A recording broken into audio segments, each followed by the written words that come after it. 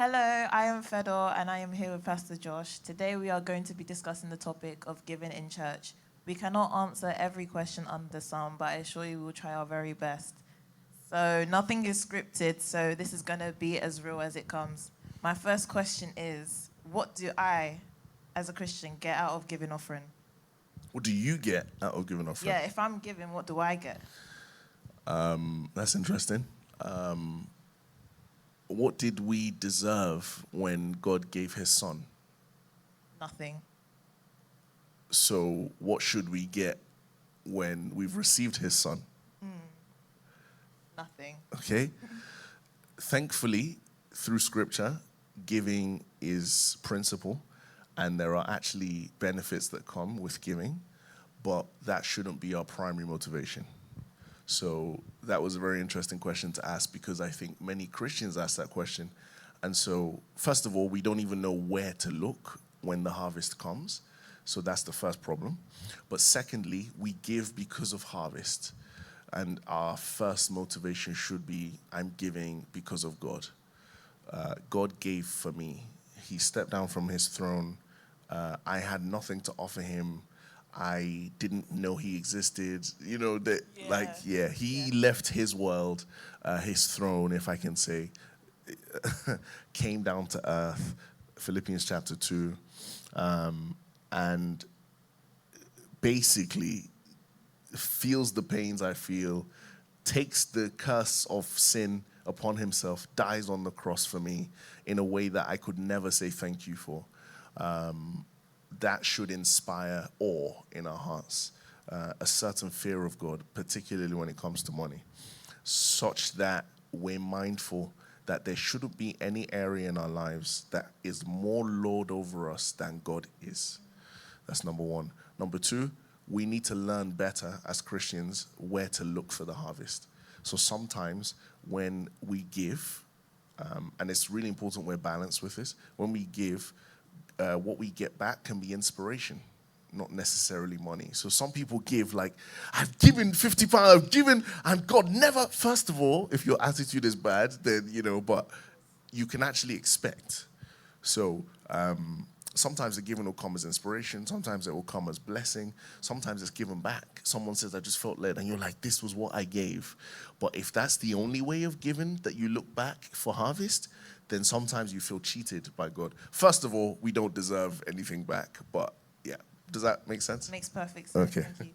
So that kind of moves on to my next question. Say, for example, someone went to a church that encouraged excess giving. Hey. What if... I hope that's not this church. So what if they didn't have enough money to make rent at times at that church? Is that something that they would experience here? First of all, let me say,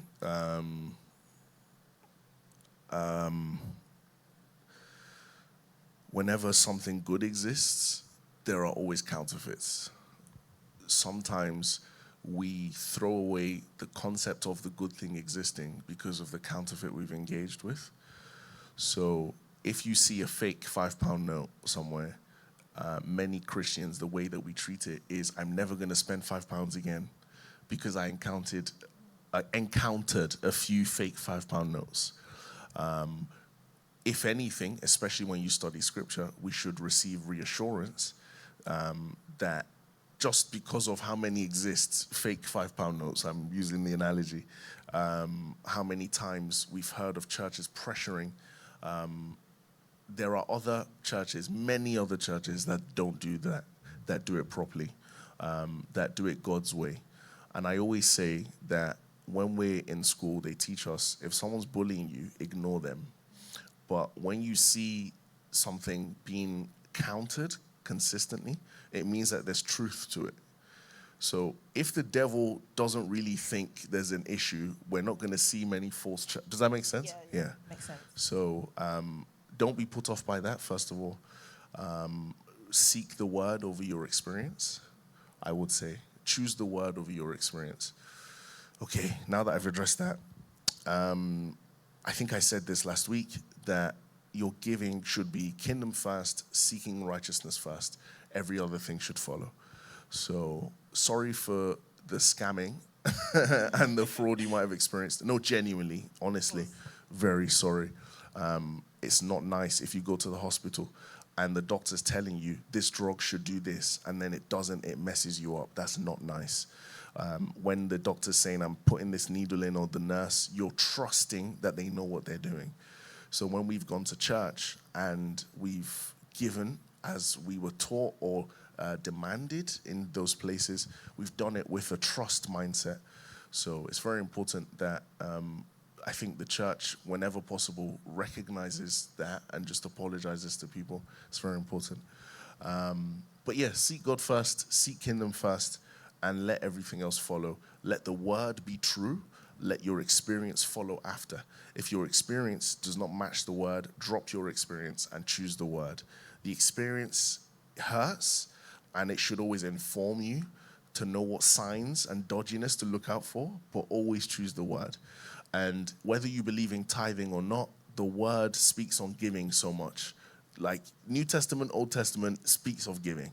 Being a cheerful giver speaks on giving a lot. So if you're going to do this thing properly and walk with Christ, giving is going to be something that's non-negotiable. Choose the word of your experience. So you mentioned the Old Testament law and teaching on tithing. So what would you say about that? Didn't it end with the Old Testament? Why is it still done in many places nowadays?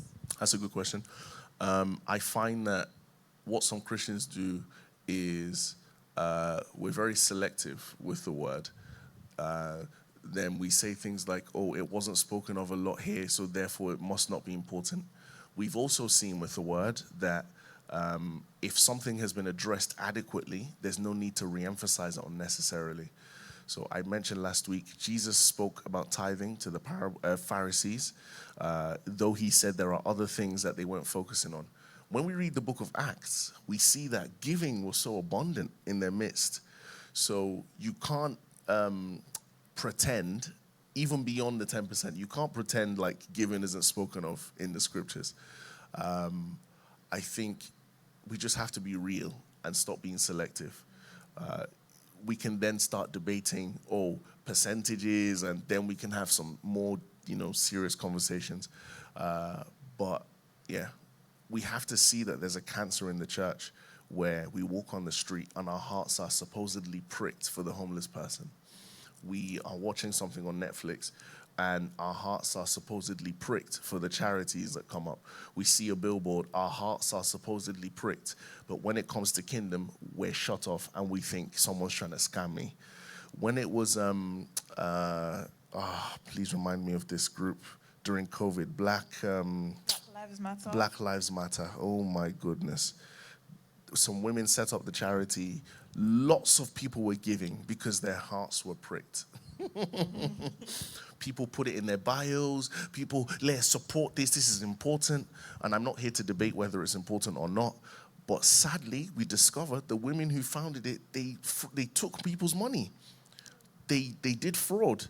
They bought houses for themselves. They didn't do what they said the money was going to be used for.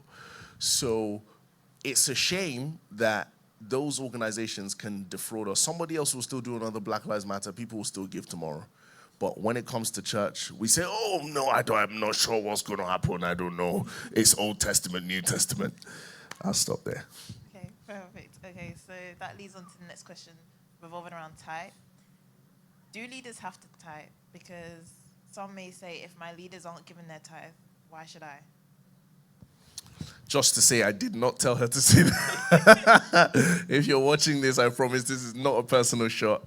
I think it's quite straightforward. They tell parents, don't tell your kids what to do, show your kids what to do. So great leaders don't just talk the talk, they walk the walk. So as a great leader, not just the senior leader, but if you're in leadership at all, demonstrate that what you're telling people to do is worth doing too.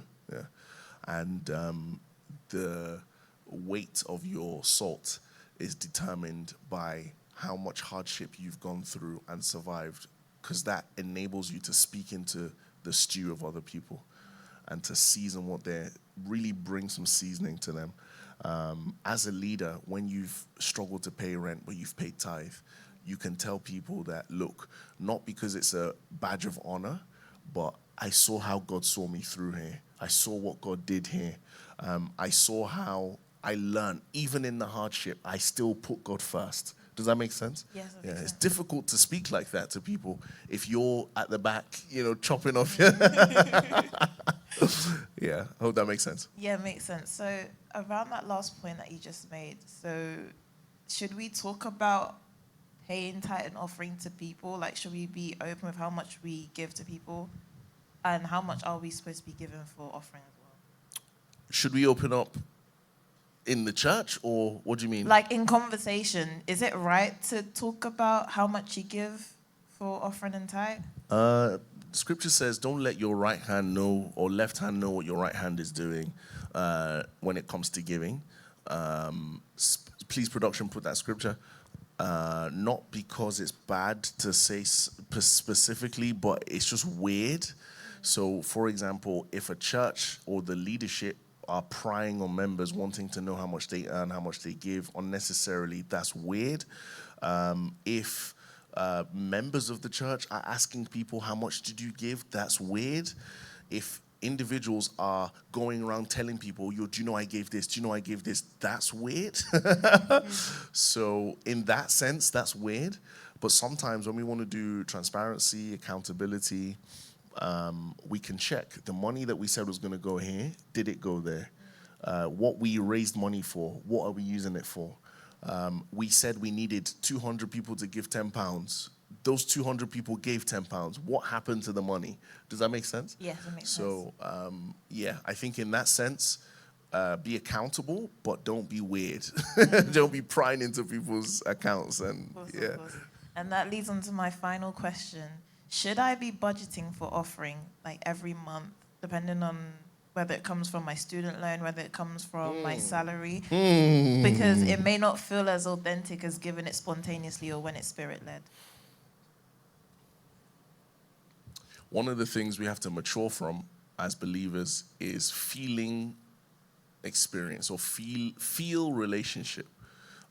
When you first become born again, oh God, I feel your presence, I feel your presence. As you mature, it's by faith. I know your presence. That's different. So many Christians don't do certain things because they don't feel relationship, feel way of life is for babies. Faith and no way of life is for mature Christians. So when I do what pleases God, in fact, scripture says, if you love me, you will obey my commands. That's very interesting. If you've not done discipleship, that scripture will throw you off because that feels like, is God demanding my obedience? If you love me, you will obey my commands. Anyway, knowing that I'm pleasing the Lord is enough. I don't need to feel. So when I budget my offering, because I'm pleasing the Lord, especially with my lifestyle and my heart posture is right, I'm not holding offense. Scripture speaks about that towards people.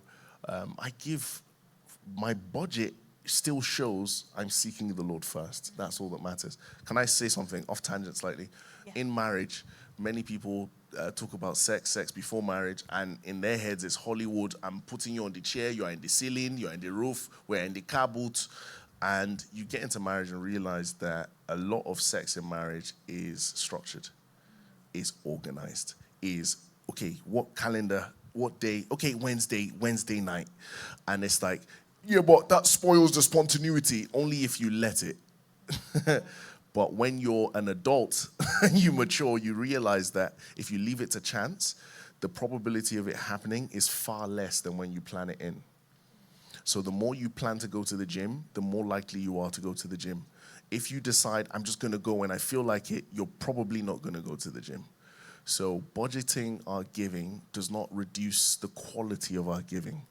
Your heart posture determines the quality of your giving. That's more important, I would say. Budgeting shows you care about your giving, if anything. Now, there was something you said at the beginning about student loan, and Jesus is Lord. Some people's student loan takes all of their rent, so should they? God is not wicked. don't ever let any church tell you, take your loan. Or if you're in business and you take a loan from the bank, don't be using your loan from the bank to be saying I'm paying tithe, because it's not a profit. It's not even revenue. It's not profit. You don't pay tithe on your revenue. You pay tithe on your profit. Because, sorry, for those that don't understand, revenue is the money that comes in, but not all of that is kept. Sometimes you spend some of that on costs. So, for example, if you needed to buy this table and these 2 bottles of water for your business to run, and say they cost £10, and your revenue is £20, if you pay tithe on £20, you might not have enough to buy the. Does that make sense? Yeah. That makes sense. So it's on after you've done your costs. On the £10 that's left, you can now pay your tithe. Yeah. So if you get a loan from the bank or student loan, you don't pay tithe on that. There's no profit. It's not profit. That's true, yeah. It's a loan, because you're going to pay interest on it later. So don't do that. That's not wise. But some people say, look, my faith is stretched. The student loan I have, or the bursary, or the stipend I get, though it's not millions, I live off this. I want to practice this discipline from now. That's between you and God. If anybody ever tells you, you must leave that church immediately. Yeah. Pack your bag and go right away. If you're watching this online, pick up your bag. Send your pastor a text message. Thank you for all your love and message and your loving. If you can't meet them, sure, of course, I'm joking. I'm joking about how you leave, not that you should leave. Please pack your bags and go. Thanks. That concludes all the questions I have, but I hope that everyone really takes what Pastor Josh was saying, because there's some red flags that you could see in churches that you don't address. So I feel like we've laid it all out on the table here. Yes. Thank you. Thank you.